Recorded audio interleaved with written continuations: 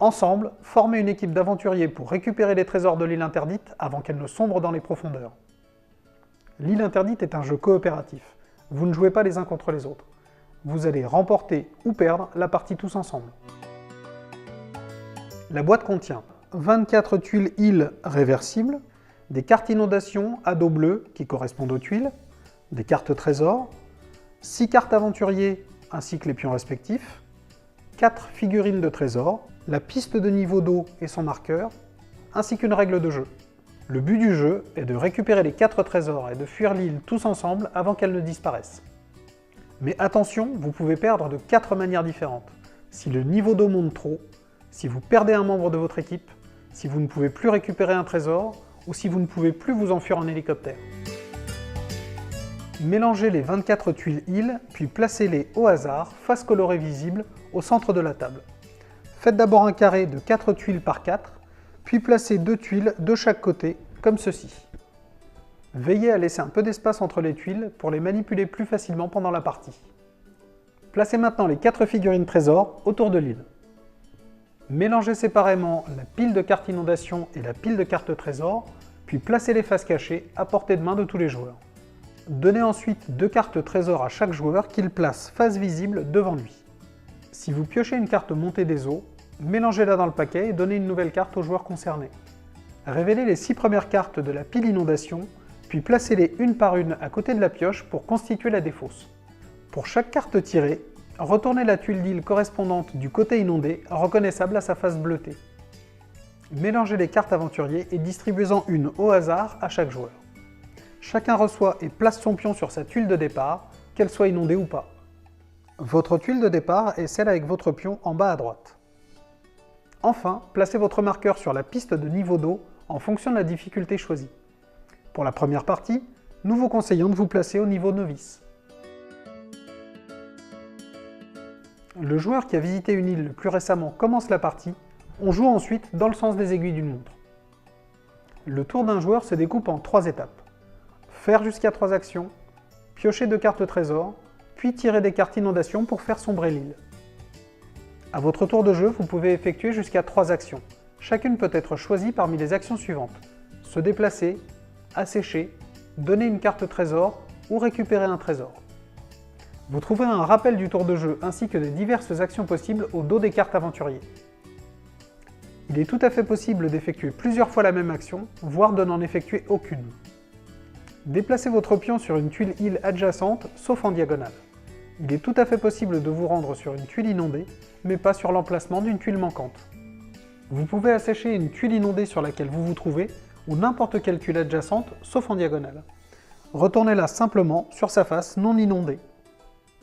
Vous pouvez donner une carte trésor à un autre joueur s'il se trouve sur la même tuile que vous.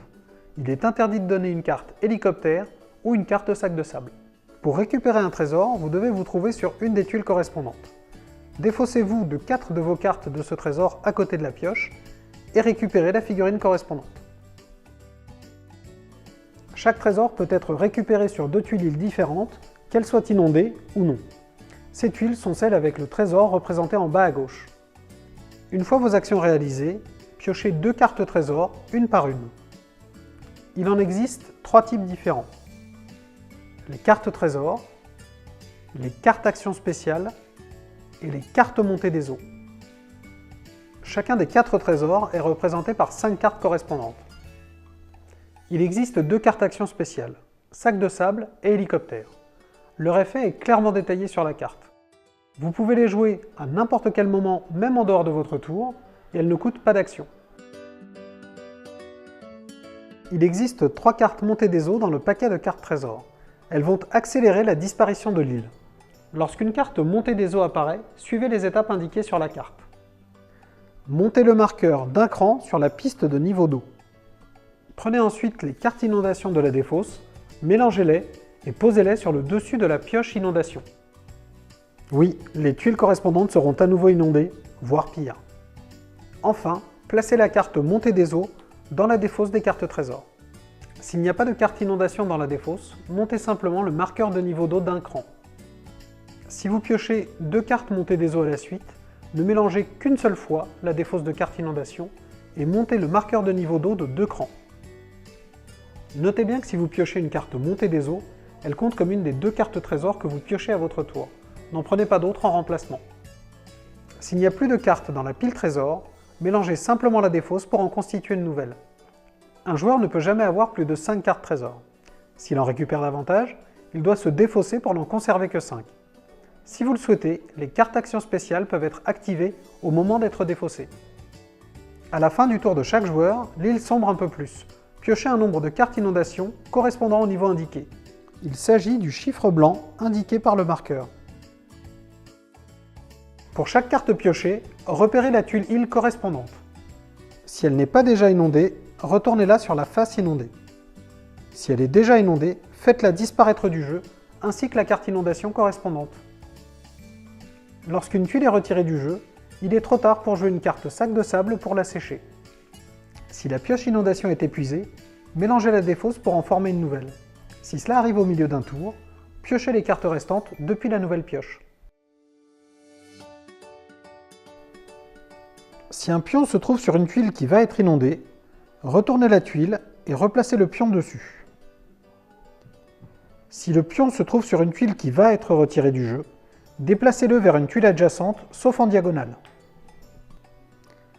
Si le pion doit se déplacer vers une tuile adjacente et qu'il n'y en a plus, il sombre dans l'abysse et la partie est perdue. Chaque aventurier possède un pouvoir particulier utilisable uniquement à son tour. Le navigateur. Il peut pour une action déplacer un autre joueur d'une à 2 tuiles adjacentes, sauf en diagonale. Le pilote. Il peut, une fois par tour, voler jusqu'à n'importe quelle tuile pour une action. Exceptionnellement, si la tuile sur laquelle il se trouve est retirée du jeu, il peut utiliser son pouvoir. Le plongeur. Il peut, pour une action, nager à travers autant de tuiles adjacentes qu'il le souhaite, qu'elles soient inondées ou manquantes. Il doit cependant finir son tour sur une tuile. Exceptionnellement, si la tuile sur laquelle il se trouve doit être retirée du jeu, il peut nager à travers les emplacements manquants vers la tuile la plus proche. L'explorateur. Il peut se déplacer et ou assécher en diagonale.